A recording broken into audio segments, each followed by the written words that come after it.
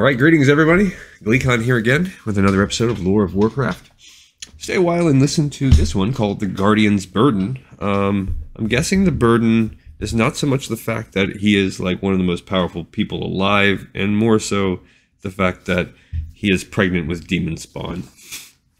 So let's jump forward and see. When Medivh arrived at the Tower of Karazhan, the woman in his dreams was waiting for him. It was Egwene, the mother he had never known. So now he is in Karazhan, there in Deadwind Pass. And she was furious. He had taken too long to answer her call, and he had nearly destroyed a kingdom for it. Medivh accepted Egwene's ire. He was in no position to disagree with her. Hey, Mom, how about you come to me and just, I don't know, send me a freaking letter? Like, I feel like that's ridiculous. And what kingdom was almost destroyed? Are we talking about Stormwind because the trolls did that? Or are we talking about the fact that he just about destroyed the troll kingdom? Which is probably why they're going to be definitely down to clown with the Horde from this point forward. For over a year, mother and son made up for the time they'd been apart.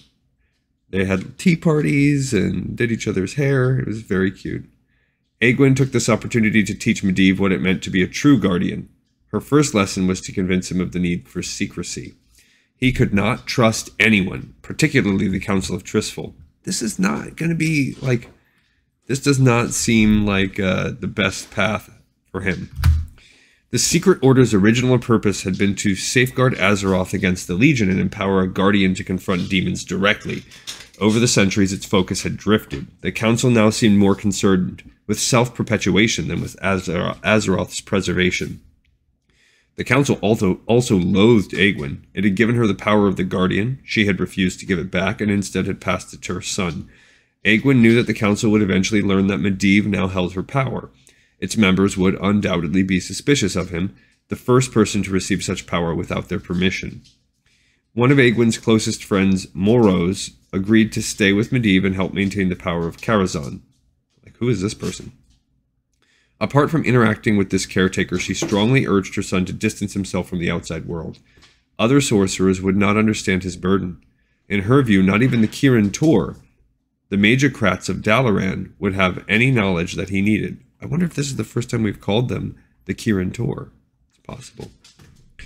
Medivh told his mother about the strange darkness that seemed to dwell within him. It had shown itself multiple times now, and he was afraid.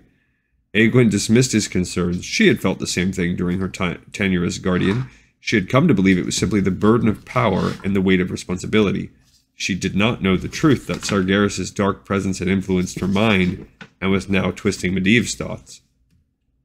Egwene eventually returned to her exile. It was difficult to part from her son. What are you doing?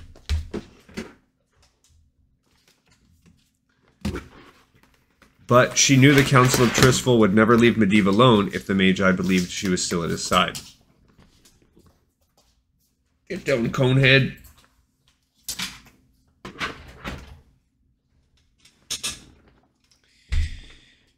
Okay.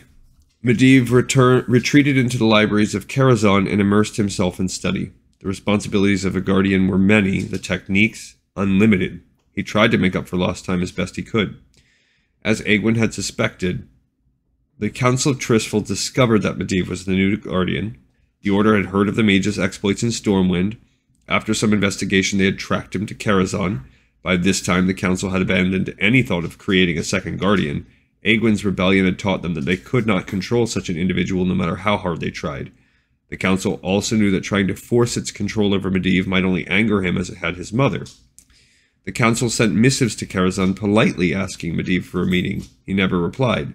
The Council then tried something else. They convinced various mage orders and schools to send young magi to study under Medivh. None of these aspiring apprentices would know that their new mentor was the Guardian. Okay. Medivh was not a friendly mentor, and none of these first would-be students stayed for longer than a day.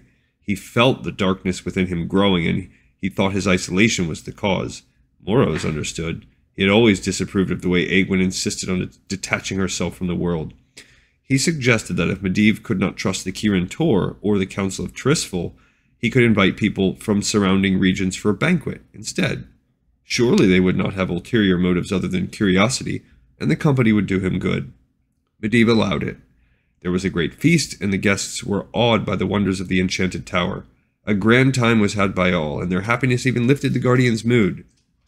This is a bad sign, because if you think about the raid in Karazhan, there's a lot of undead people there for a show, for a ball, for a dining room. They're all dead. So I think this is a bad thing. In the years that followed, Karazhan would host many more galas. Nobles from around Stormwind would come to regard Medivh's parties as exclusive high society events.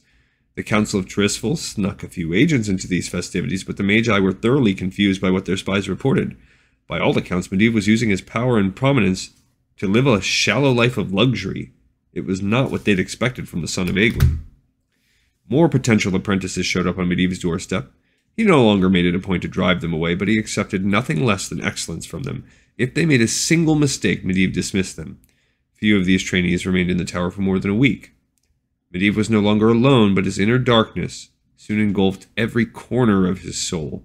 Any fleeting moments of happiness seemed to disappear beneath the weight of crushing depression. Okay, so mostly what we're seeing here is two things. The A story is from these outbursts of evil that go along with his power, that's now turning over to the complete insanity and corruption and isolation of Medivh, which is an essential plot point. He's got to be fully off the deep end to do the things that he does very soon. And two, we've established, for the most part, why the Tower of Karazhan is the way it is, why it has all these different wings that look the way they are, for the most part. Okay, so that's some neat tidbits, and you guys got to see my dog in the last day of his cone of shame. He's recovering still from some operation, and he should be good to go by tomorrow. All right, thanks for listening. Another episode in the pipes 5x5, and I'll see you on the next episode of Lore of Warcraft.